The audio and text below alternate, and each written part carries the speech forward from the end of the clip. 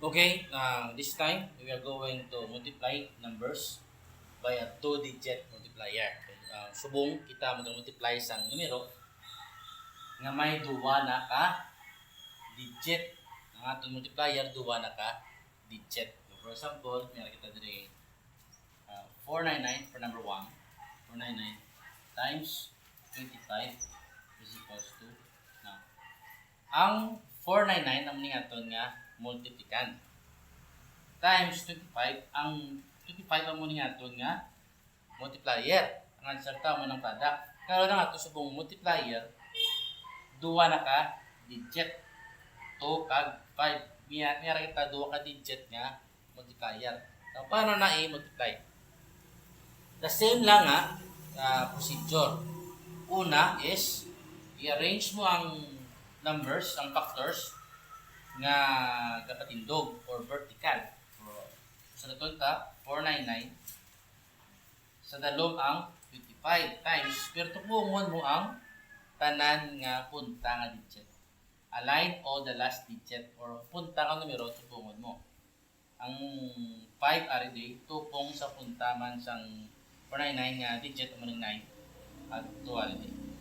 Silingon ang sa 499 ang punta nga digit 9. Tupong sa 25 ang punta nga digit mo niyang 5. So align ang tanan nga last digit. Then ma-multiply kita. Isa-isa ako tagit. Okay? Ang first, multiply mo ang 5 sa tanan nga multiplican, sa tanan nga digit sa multiplican. Then multiply mo ang 2 sa tanan mga digit sa aton nga multiplican pag i-add ang ilang products. Okay? So imo ta. Isa-isa ta. Okay? Now 5 times 9 is 45. Kung hindi ka balo sa answer, isipon sa tudlo sa kamot. Now, 45, 5 dire, kire dire ang 4. Next, proceed sa second digit. 5 times 9 is 45. 45 plus 4 is 49. 9 carry 4. Yang 4 kag 9 is 49. And carry over ta lang ang 4. Next, proceed sa next digit. 5 kita. 5 times 4 is 20. 20 plus 4 is 24. 4 kag 2. So, meron na kita first partial product. Ang tawag sini is first partial product. Partial kay hindi pa niya nga aton nga final nga product. Kaya meron pa kita i-multiply dapat nga digit. So let's proceed. Now, let's proceed sa 2. Multiply sa tanan nga digit sang multiplican. Ang answer ta magisugod tupong sa dalom sang 2. Para insakto nga aton nga mga place value. Okay? So let's start. 2 times 9, 18. 80 rin. Carry 1 sa next nga digit. Ay add na. So 1 and 8, 18. Next proceed. 2 times 9, 18. Plus 1, 19. 9 carry over sa next nga digit. 1 and 9, 19. Next, 2 kita. Multiply sa next digit. 2 times 4 is 8. 8 plus 1 is 9. So meron kita 9 ngayon 8. Agam muna yung aton nga second partial product. Okay? Sa babaw, first partial product, ang product sang digit nga 5. Sa talong, muna yung second partial product, ang product sang digit nga 2, multiply sa multiplican. And to get the final product, para makuha ang final product, i-add ta ang first and second partial product. So let's add. Bring down 5. 9 plus 8 is 17. 7 carry 1. 1 plus 4 is 5. Plus 9 is 14. Okay. So 4 4 diri, carry 1. Or 1 plus 9 is 10 plus 2 is 12. 2 and 1. Then, butang kama, 3 steps to the left. 1, 2, 3, tama.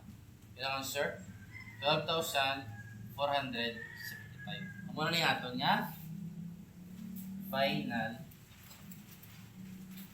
product. Okay? So, liwat. 499, muna nga ito nga multiplican ang number nga gina-times ta. 25, ang muna nga ito nga multiplier kung ikapila ta i-times. Ang subong, meron itasang 2-digit multiplier. Next, ang answer dere, muna nga ito nga first partial product. Ang product sang digit nga 5, yung multiply sa multiplican. Next, second partial product, ang product sang 2, yun nga gi-multiply ta sa aton nga multiplican. At para makuha ta ang final product, i-add ta ang first partial product at second partial product, ang guaya amo na aton nga final product. But be sure nga correct, align ang imo nga mga place value para makakuha ta ang eksaktong answer. So pila aton answer? 12,475. Amo na mag-multiply numbers with a 2-digit multiplier. O sa ranta number 2.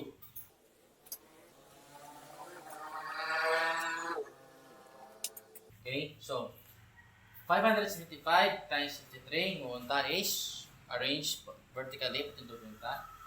Okay, ang multiplican 575 times 53 atong multiplier nga dapat ang tanan nga punta ang numero or last digit upong multiply ta. Isa-isahon ta multiply ang every digit sang multiplicand sang aton nga multiplier sa aton nga multiplicand. Isa-isahon ta multiply. So let's do that. Let's start from 3. Now 3 times 5, 15. 5 carry 1. Okay? Next, carry over ng 1. Yung 1 to 5, 15. Now 3 times 7, 21. 21 plus 1 is 22. 2 carry 2, 3. 2 kag 2 is 22. Yung carry over na lang ang 2. Next, 3 kita. 3 times 5, 15. 15 plus 7, 15 plus 2 is 17. 7 and so, meron kita 1725. Ang muna natin nga, first partial product, ang product sang digit nga 3 sa atong multiplicand, yung multiply sa atong nga multiplier. Okay? Next, let's do the 5. Ang 5 at nga next digit, dapat ang answer ta tupong sa 5 man. Let's start. 5 times 5 is 25. 5 carry 2. Diri. Okay, 2 5 is 25. Next, 5 times 7 is 35. 35 plus 2 is 37. 7 carry 3 diri. Okay, next, 3 kat 5 is 37. Okay? Now, kung hindi ka ba daw, isipon sang kamot. Next, 5 ka. 5 times 5 is 25 plus 3 nga itong carry over is 28. 8 kag 2. Then let's add ang ini nga number amo ni ang ato nga second partial product. Ang product sang 5 na digit i-multiply sa ato nga multiplicand.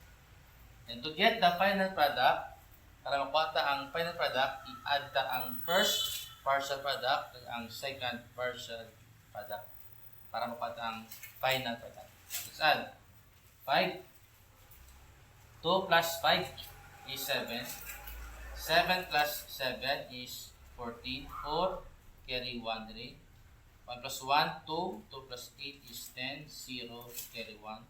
1 plus 2 is 3. Then para complete ang answer, butang tama from the rightmost. 3 steps to the left. 1, 2, 3. Tama. So ang answer is 30,475. 470. Okay? And that is our answer. Now, let's have some more example.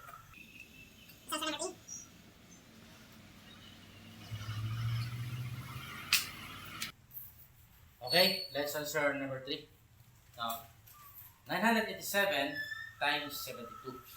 So, the same process, the same procedure, para apos siran, pati dugunta ang factors. So, happy 987 here. 987. Aton nga multiply sa aton nga multiplier nga 2 digit, which is 72. Now, 7 last digit, 2 last digit, i-align dapat or tupong. 7 last digit sa aton nga multiplikan, 2 last digit sa aton nga multiplier, dapat silang duwa tupong. Para sakto ang aton nga pag-multiply, itupong ang mga place value. Next, sa isahon, multiply. Let's start from 2. 2 times 7, 14. 4, carry 1, 3. Next, 2 times 8, 16. 16 plus 1 is 17. 7, 3, carry 1, 3. Next, sa 9 kita. 9 times 2 is 18, plus 1 is 19. 9 and 1. First nga, partial product. Next, 7 ta. 7 times 7. Ay, sir, hindi ko kabalo sa kung bilang 7 and 7. Isipon sang kamot. Kaya kung hindi kabalo, isipon sa kamot. Halimbawa, multiply kita. 7. Okay, sana. 7 plus 7, 14. Duwa na. Okay. 14 plus 7, 21. 21 plus 7, 28. 4 na. Okay. Now, 28 plus 7, 35. Okay, 5 na. Isipon sa kamot. 28, 29, 30, 31, 32, 33, 34, 35. Okay. 7 times 7 is 7 times 5 is 35. Now, 35 plus 7 is 42. Okay? Isipon sa kamot. 35, 36, 37, 38, 39, 40, 41, 42. Okay? Now, 42 plus 7 is 49. What's silingon? 7 times 7 is 49. Okay? Kung hindi ka balo, isipon sa tudlo sang kamot. So, 9 dire, 4 dire. Okay? Next, 7 times 8. Dire, 49 dira. Doon ka na lang ta 7. 49 plus 7, 56. Okay, kasi po sa kamot. 49, 50, 51, 52, 53, 54, 55, 56. 7 na. 56, isipon sa kamot kung hindi ka malo. 56 plus 4 is 60. 0 dire, carry 6. Okay? 9 times 7. Ay, sir, hindi ko kabalo. O, mo na lang. 7 times 10, 70. Dudang ka lang 0 sa 7. 70. Now, 70 minus 7. Amo na ang 7 times 9. Now, 70 minus 7 is 63. Okay? 63 plus 6 sa natin nga carryover is 69. So, 9 dire, tag 6. Muna nga ito nga, second partial product. And to get our final product, i-add ang first partial product at ang ating second partial product, ang answer nila ang ating nga final product. So, let's add. Bring down 4.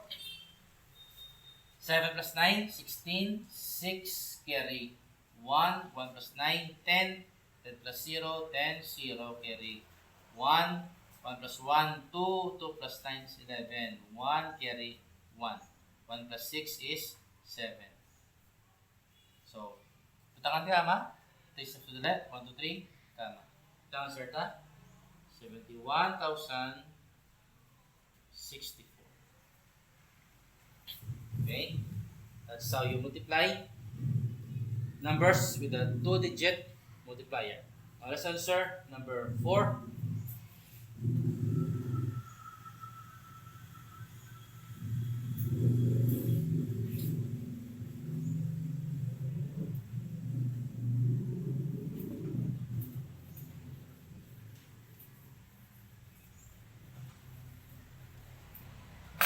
Okay? Now, 678 times 50. Oh, the same procedure. Okay? Copy first the multiplicand, which is 678 times 50 aton nga multiplier. Okay? So, gina-arrange ta patindog ang aton nga factors tupo na patanan nga last digit. And then, multiply ta isa-isa, no? Para mapatagid ang final product. So, let's do that. Now, 0. 0 times 8 is 0. 0 times 7 is 0. 2.3. 0 times 6 is 0. So, 2.4. Next, 5 kita. Ang aton nga answer, magsugod, 2 sa 5 ang sa dalo. So, 5 times 8 is 40. 0 carry 4 direct. So, next digit. 5 times 7 is 35 plus 4 is 39. 9 carry 3. So, next digit. Next, 5 ta. 5 times 6 is 30. 30 plus 3 is 33. 3 and 3. Now, first partial product, second partial product, i-add na, mapata ang final product. Let's add 0, unknown 0, 9, 3, and 3. And to get, to put the comma, 3 steps to the left, 1, 2, 3, comma.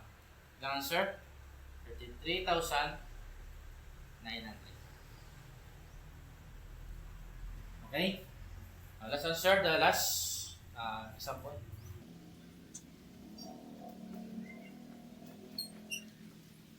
Multiply ta ang 483 times 11. Okay? So, ano yung monta? Patidugon ang factors. 4, 8, 3 times 11. Tupo dapat ang last digit. Then, multiply ta ang aton nga multiplier sa every digit sa aton nga multiplicand. Then, i-add ta ang aton nga first and second partial product to get our final product. Now, let's start. Let's start from 1 here. So, 1 times 3, 3. 1 times 8, 8. 1 times 4, 4. Amo na ito nga first partial product sa digit nga 1. Next, multiply ta ang aton nga next digit, which is 1 also. So 1 times 3, 3. Tupong sa aton nga multiplier. 1 times 8, 8. Next digit na. 1 times 4, 4. First partial product, second partial product, i-add ta para mag-get ang final product. I'll bring down 3. 8 plus 3 is 11. 1 carry 1. Okay, 1 at 1, 11 na. Then 1 plus 4 is 5. 5 plus 8 is 13. 3 carry 1. 1 plus 4, 5. Then 1 to 3, tama. Ilang answer ta? 5,330. Okay? Nga mo na mag-multiply sang 2-digit multiplier. Okay? Isa-isa hon. Arrange ang factors patindog or in column. Ito po kung tanan nga last digit. Then isa-isa hon multiply ang aton nga digit sang multiplicand sa multiplier ta sa digit sa aton nga multiplicand. Then i-add ang ilang partial product to get the final product. Okay? So, multiply numbers by 1 or 2-digit multiplier. So, that's it for today. Amo na natin yung lesson sining adlaw. Thank you for your time. This is your online tutor, Sir Carlo. Atong pirma nga dudumon nga ang kabataan ang pag-asa ng Bye.